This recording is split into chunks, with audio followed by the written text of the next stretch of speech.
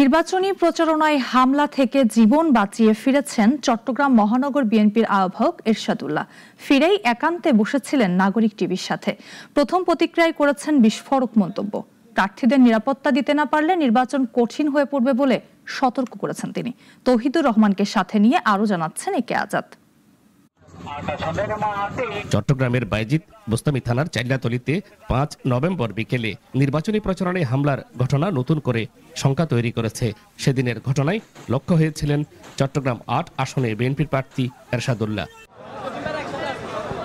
সেদিন বিকেলে সবার চোখের সামনে চাইল্লাতলি পূর্ব জামে মসজিদ এলাকায় সন্ত্রাসীরা হামলা চালায়। গুলিতে একজনের মৃত্যু হয়।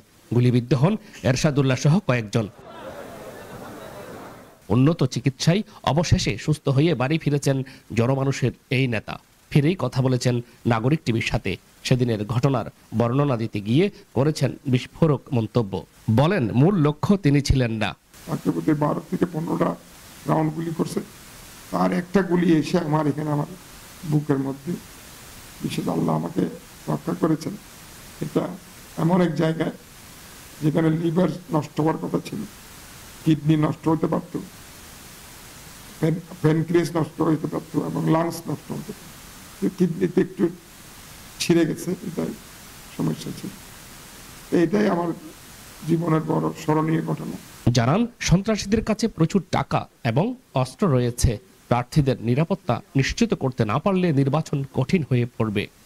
যেসব দলের নেতা কর্মীরা প্রতিদ্বন্দ্বিতা করছে, সবার নিরাপত্তা দরকার, শুধু আমার নিরাপত্তার কথা চিন্তা করলে হবে। সুতরাং সরকারের দায়িত্ব হচ্ছে আগামী নির্বাচন যদি সুষ্ঠু, নিরপেক্ষ হবে এবং একটা গ্রহণযোগ্য নির্বাচন যদি করতে চাই, তাহলে ক্যান্ডিডেটদেরকে তাদের নিরাপত্তা অবশ্যই দিতে হবে।